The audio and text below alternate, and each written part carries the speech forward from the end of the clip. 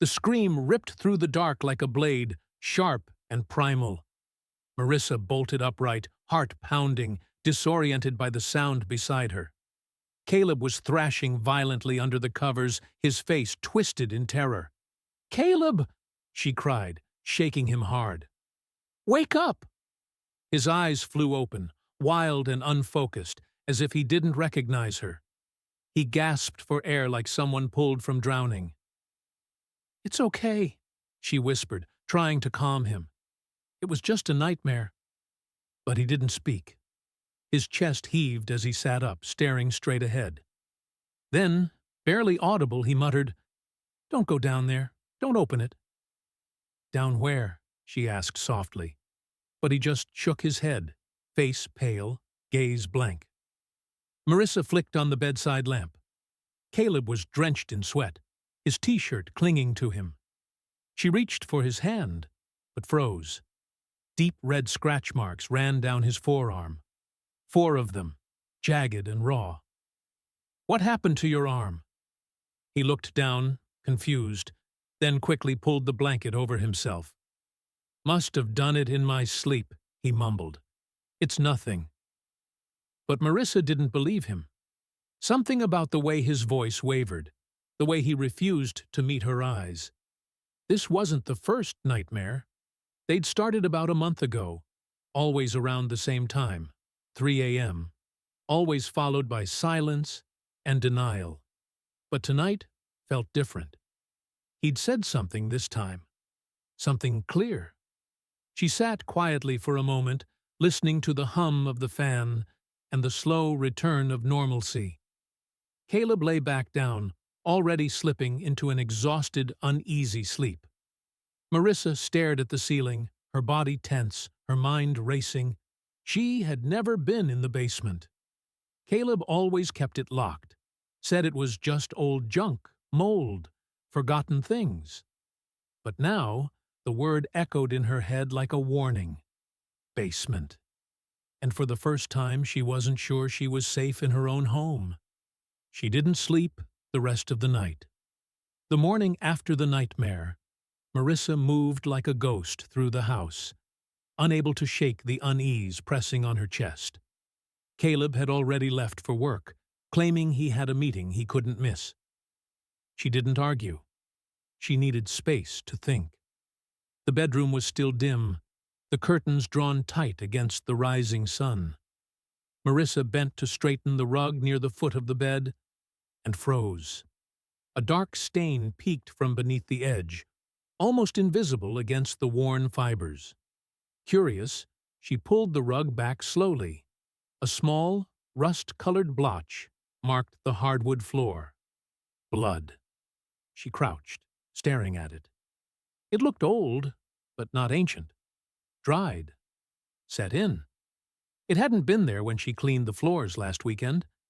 When Caleb returned that evening, she asked casually, "Did you cut yourself recently?" He blinked, then glanced toward the floor. "Oh, yeah, must have been a nosebleed. I don't remember, honestly." His tone was light, dismissive, but the way he avoided her eyes made her stomach twist. Later that night, Marissa stood alone in the hallway, eyes fixed on the closed basement door. Her thoughts drifted, uninvited, to stories Caleb had once told in passing, of a childhood spent in a house too quiet, a mother who locked him in his room for his own good, a father who drank more than he spoke, a strange, lingering silence every time the old house was mentioned. She pressed her palm to the cold basement doorknob. Locked, as always.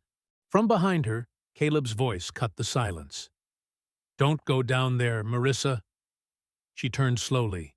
He was watching her from the shadows, expression unreadable. Her heart skipped. She managed a calm nod. But in her mind, the word kept repeating, "Why not?" Marissa waited until Friday morning, Caleb's regular gym day. He always left at 6:30 sharp, earbuds in, oblivious to the world. Today was no different. She watched from the kitchen window as his car disappeared down the street. Her hands trembled as she reached for the old bobby pin tucked behind her ear. The basement door stood silent, looming. She'd Googled how to pick a basic lock. It wasn't supposed to be difficult. Still, it took her nearly 10 nerve-wracking minutes before she heard the soft click. She froze, then slowly turned the knob. A thick, musty air wafted up the stairs, carrying with it the scent of damp earth, wood rot, and something else. The stairs creaked beneath her weight as she descended, phone flashlight slicing through the dark. The basement was unfinished. Concrete walls, exposed pipes, rusted shelving along the back. But it was what lay in the corner that stopped her cold. An old wooden chest, child-sized, padlock broken. Marissa knelt, heart pounding, and lifted the lid. Inside were yellowed papers, drawings, hundreds of them, crayon, pencil, charcoal. At first glance, they looked innocent. Stick figures, houses, smiling suns. But the more she flipped through them, the more the images warped. One showed a child holding a knife. Another, a figure hanging from a tree. Another, a group of kids buried beneath dirt. Her breath caught in her throat. And then she saw the name. Each drawing was signed in a jagged scrawl. Link. Not Caleb. Not his initials. Just Link, over and over. She dropped the papers as if burned, backing away until her shoulder hit the wall. Who the hell was Link? The drawings weren't just violent, they were detailed, anatomically correct, painfully specific, not something a child should have known. She felt bile rise in her throat. Had Caleb drawn these? As a child? Or, worse, recently? A sudden noise above made her jolt, keys rattling in the front door. Too early. He wasn't supposed to be home yet. Panicking, she shoved the drawings back into the chest and shut the lid. She bolted up the stairs, locking the basement door just as the front door opened. Caleb stepped inside, wiping sweat from his brow, gym bag slung over his shoulder. "Forgot my wallet," he muttered, walking past her without a second glance. Marissa forced a smile, her throat dry. "Everything okay?" "Yeah," he said flatly. "You look pale. Just tired." He nodded, grabbed his wallet, and left again. She stood frozen until his car vanished once more. Then she sat at the bottom of the stairs, chest heaving. The name Link pulsed in her mind like a warning. Whoever he wasn't imaginary. Not anymore. And whatever he did, Caleb had hidden it down there for a reason. But it wouldn't stay hidden for long. Not after what she planned to do next. The next morning, Marissa drove 2 hours out of town, hands clenched around the steering wheel. Caleb thought she was meeting a friend. She let him believe it. She hadn't spoken to his mother in over a year. By Caleb's choice, not hers. He'd always said the woman was manipulative, unstable. "We don't talk for a reason," he once snapped. But Marissa needed answers. The small house looked forgotten by time. Paint peeled from the porch. Wind chimes clinked in the breeze. His mother, Elena, answered the door slowly. Her eyes were sunken, sharp with memory. "Marissa," she rasped, "you're a long way from pretending we don't exist." "I came to ask about Caleb," Marissa said gently. "And someone named Link." Elena froze. Her lips parted, but no sound came out. Then she stepped aside. "Come in." Inside, the air was thick with dust and silence. They sat across from each other in the dim kitchen. Marissa watched the woman's hands tremble as she lit a cigarette. "Elena," Marissa pressed. "Who is Link?" The older woman took a long drag, then exhaled. Her voice dropped to a whisper. Link wasn't real. He was what Caleb called himself when he changed. Changed how? Elena stared at the ash on her cigarette. "After the accident, the one nobody talks about. He stopped answering to Caleb, started hurting things, animals, himself. Marissa felt her throat tighten. He'd draw things, Elena said, horrible things. And if I called him Caleb, he'd scream until he passed out. What kind of accident? But Elena only shook her head. You're asking the wrong questions, sweetheart. She leaned in, eyes dark. The real question is, what brought Link back? Marissa didn't sleep that night. Elena's words haunted her. What brought Link back? By morning, a new obsession gripped her. She had to go back into the basement. She needed to know more. Caleb had left early again, this time without a goodbye. It was becoming routine.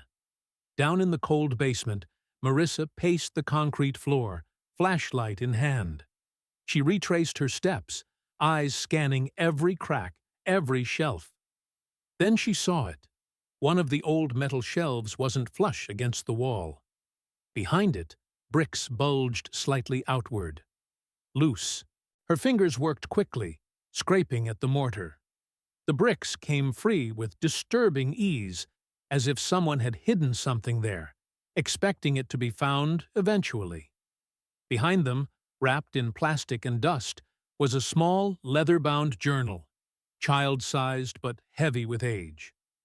She took it upstairs, locking the door behind her. The first page was written in large, blocky letters, Link's Game Book. Her stomach turned. Entry after entry described games he'd played with children, each one darker than the last. There were maps, stick figure drawings with X's over certain kids, lists of rules, no screaming, no running, no telling. And then she saw names, Toby M., Sarah C., Jaden R. She froze. Those names weren't random. She remembered them from old news stories, children who'd vanished decades ago. Her hands trembled as she flipped through the pages, unable to stop. The last entry was dated years ago, but something about the tone, more confident, more detailed, felt recent. She dropped the journal, her breath catching in her throat. Because the final page didn't list a child, it listed her name. Next game, Marissa. Marissa waited until after dinner. Caleb was relaxed, glass of wine in hand, scrolling his phone on the couch. She sat beside him, journal in her lap. I found this, she said, voice even. He blinked. His smile faltered. Where? In the basement, behind the bricks. A long pause, then a soft, nervous laugh. That old thing? God, I haven't seen that in years. He reached for it, but she pulled it back. I read it. His jaw tightened. It's just stories. Stuff I made up when I was a messed up kid. Nightmares. Therapy exercises. That kind of thing. But why are there real names in it, Caleb? He opened his mouth, then closed it, shrugged. Coincidence? I don't know. I barely remember writing half of it. She kept her eyes on him. And what about Ellie? His gaze snapped to hers. That's not how Ellie died, he said too quickly. Silence collapsed between them. Marissa's breath caught. I never said Ellie died. I never mentioned that name at all. His face drained of color. I thought you did. She stood, journal clutched tightly in her arms. Who was she, Caleb? He rubbed his temples, shaking his head. It doesn't matter. None of it matters. I'm not that person anymore. But she heard it now, something brittle beneath his voice. The careful control cracking. That night, once he fell asleep, Marissa opened her phone and downloaded a recording app. From now on, she'd record every word, every strange moment. Because Caleb's mask had slipped, and Link, whoever he was, had just looked at her through her husband's eyes. The next morning, Marissa left before Caleb woke. Her voice recorder was tucked inside her coat pocket, and the journal was hidden in the trunk of her car. One passage had stuck with her all night. We played near the trees. That's where Ellie sleeps now. It wasn't far, an old lot just off Highway 19, fenced in by rusted wire and choked with weeds. The kind of place you drove by and forgot existed. She pushed through the overgrowth, heart pounding. At first, it looked empty, but then she saw it. A sunken square of earth, the dirt darker than the rest. A wooden cross leaned crookedly, half swallowed by the ground. No name carved, just silence. She knelt beside it, fingertips brushing the soil. A cold shiver ran through her. A cough behind her made her jump. An older man stood near the edge of the lot, holding a gas can. "Don't see many people come here," he said. "I was just looking." He eyed the cross. "That's where the Tomlin girl vanished. Ellie. Years ago." Marissa's breath caught. "Was there ever a funeral?" He shook his head slowly. "They never found her body. Just stories. No service, no grave." She stared down at the sunken patch of earth, her hands trembling. Ellie wasn't just a name. She was real. And someone, something, had brought Marissa here to remember her. But why now? And what if Ellie wasn't the only one buried in forgotten ground? The image of the forgotten cross stayed with Marissa as she drove back into town, the journal pressing against her ribs like a second heartbeat. She knew she couldn't keep this to herself anymore. That afternoon, she made a call to a name she found buried in a local article from 2 decades ago. Detective Malcolm Hall, retired. He agreed to meet at a quiet diner on the edge of town. When she arrived, he was already there, stirring coffee with the haunted patience of someone who had seen too much. "You said it was about Ellie Tomlin," he began, voice gravelly. "That name's not one I hear often." Marissa slid into the booth, setting the worn journal between them. "You worked the case." "I did." He looked at her closely. "You're not family. Who are you?" "I'm married to Caleb Grayson." Hall stiffened. His spoon clattered against the cup. "Grayson?" She nodded. "You remember him?" "How could I forget?" he muttered. "He was 11, quiet, odd. That's putting it kindly." "Was he a suspect?" Hall looked away. "Briefly, but there was never enough evidence. And his parents brought in a hell of a lawyer. Case died in court before it even breathed." Marissa opened the journal, flipping to the entry marked with Ellie's name. Hall's eyes scanned the page, his face turning pale. He read in silence for nearly 5 minutes. Then he closed it gently. "This," he said slowly, "changes everything." Marissa leaned forward. "Can it reopen the case?" Hall looked up. "If this is real, Marissa, then your husband didn't just forget something from his childhood." He lowered his voice. "He got away with murder." At precisely 3:12 a.m., the silence shattered. Flashing lights flooded the Grayson house as police officers swarmed inside. Marissa woke to the pounding on the front door, heart hammering. She barely had time to register the chaos before the officers were inside, shouting commands. Caleb sat calmly on the living room couch, hands folded, eyes distant but alert. "Did Link write again?" he asked quietly, his voice eerily calm. The officers exchanged uneasy glances but didn't answer. 2 men stood on either side of Caleb, cuffing his wrists with practiced efficiency. As they guided him toward the door, Caleb's gaze locked on Marissa's, a flicker of something, fear, warning, passing through. "He's still in there," Caleb whispered harshly. "Link, he'll come back." Marissa's breath caught. The journal was seized as evidence, sealed in plastic bags, the pages now legal proof of Caleb's dark past. She stood trembling in the hallway, the weight of what was happening crushing her chest. Her husband, Her husband was being taken away, and she wasn't sure if she was scared for him or terrified of what was left behind. The night stretched long and cold as the house fell silent once more. But inside, something waited, something that would not stay buried.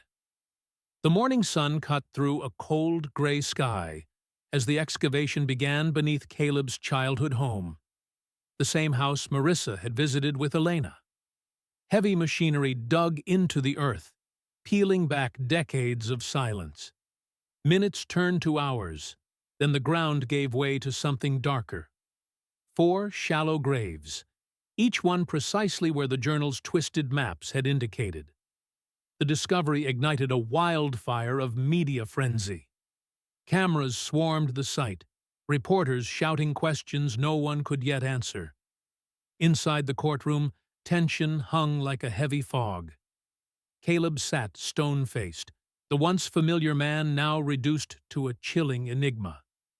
Marissa watched from the witness stand, her hands trembling. She recounted the sleepless nights, the nightmares, the moment she found the journal. Her voice cracked as she spoke of the man she loved, or thought she did. The realization hit her like a blow. She had slept beside a killer for years. The man she held in her arms at night had buried secrets darker than the earth itself. Tears streamed down her face, blending grief with disbelief. She wasn't just testifying about Caleb's crimes, she was confessing her own shattered trust. Outside the courthouse, the world demanded answers. But for Marissa, the nightmare was only beginning. Because beneath the rubble of lies and dirt, some truths refuse to stay buried. And some monsters never truly die. The courtroom was packed, tension thick enough to choke on. Marissa sat rigid in her seat, clutching the edge of the witness box as the prosecutor called for the next piece of evidence. "Play the recording," he ordered. The room fell silent as the audio crackled to life through the speakers. At first, it was Caleb's voice, soft, hesitant. Then something shifted. The tone grew darker, colder, unnatural. The voice was not quite his own. It described the murders with grotesque clarity, recounting each victim's final moments in bone-chilling detail. Marissa felt bile rise in her throat. She closed her eyes, remembering the countless nights she'd begged for answers, only to be met with silence or lies. The defense lawyer rose swiftly, eyes wild with desperation. "Your Honor, we move for an insanity plea. This recording proves Caleb was not in control of his actions. He suffers from dissociative identity disorder." Murmurs rippled through the courtroom. The judge nodded grimly, acknowledging the gravity of the claim. Days later, the jury returned. The room was tense as the foreman stood. "We find the defendant guilty on all counts." A collective gasp filled the room. Caleb's face remained expressionless, but Marissa saw it. Behind the mask, a flicker of something lost. Relief, sorrow, or perhaps the return of Link. As the gavel fell, Marissa whispered to herself, "It's over." But the darkness isn't. The nightmare had reached its climax, but the scars would never fade. Months passed in a haze of silence and unanswered questions.